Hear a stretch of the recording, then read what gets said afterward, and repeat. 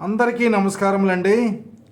రేపు జరగబోయే రాజ్యసభ ఎన్నికలలో రఘురామకృష్ణరాజు గారు పోటీ చేస్తారా అంటే చేస్తారనే పరిశీలకులు చెప్తున్నారండి. Telugu Desam party, Janasena party, BJP party ఉమ్మడి అభ్యర్థిగా రఘురామకృష్ణరాజు గారిని రంగంలో దింపే ఆలోచనలో ఉన్నట్లు విశ్వసనీయ వర్గాల ద్వారా తెలియవస్తుంది. వైఎస్ఆర్సీపీలో ఉన్న అసంతృప్తిని క్యాచ్ చేసుకోవాలనే ఉద్దేశంతో తెలుగుదేశం పార్టీ వ్యూహరచన చేస్తున్నట్టుగా తెలియవస్తుంది.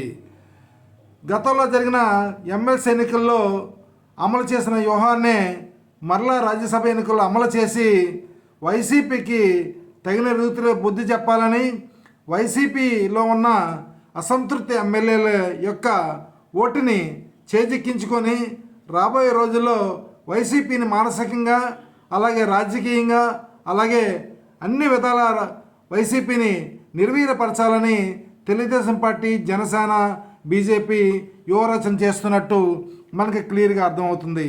అదే కనుక జరిగితే ఎప్పటి నుంచో వైసీపీపై కత్తులు దూస్తున్న రఘురామకృష్ణరాజు గారి ఆవేశం, ఆక్రోశం కొంత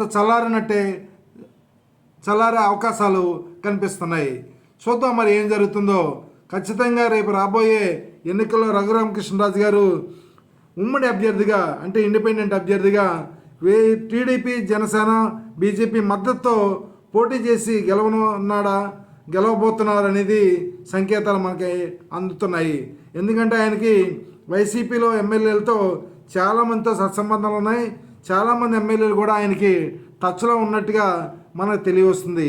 ఇదే కనుక జరిగితే ఒక సంచలనమైన తీర్పు రాజకీయ వర్గాల్లో ఆంధ్రప్రదేశ్లో రాబోతుందని మనం ఊహించవచ్చు.